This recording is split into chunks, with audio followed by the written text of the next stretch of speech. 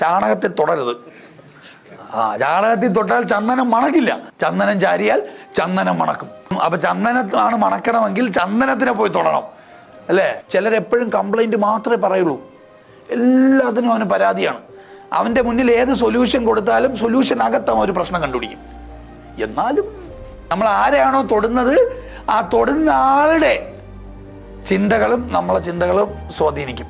അതായത് നമ്മൾ ആരുമായിട്ടാണോ കൂട്ടുകെട്ടുണ്ടാകുന്നത് അയാളെ പോലെയൊക്കെ ആവും നമ്മളും.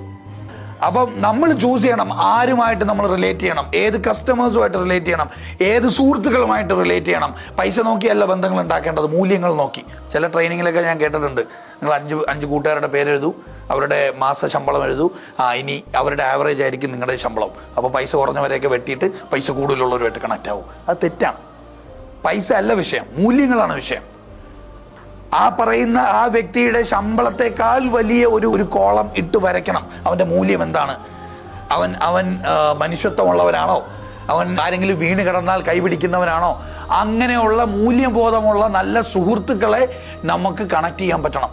എന്നിട്ട് അവരുമായിട്ട് നമ്മൾ ബന്ധം സ്ഥാപിച്ചാൽ അവരുടെ ചിന്തകളും നമ്മുടെ ചിന്തകളിലേക്ക് വരും, അവരുടെ മൂല്യങ്ങളും നമ്മുടെ മൂല്യങ്ങളായി മാറും. അപ്പൊ ഏറ്റവും നല്ല ബന്ധങ്ങൾ ഉണ്ടായാൽ ആ ബന്ധങ്ങളും നമ്മുടെ ചിന്തയാവും.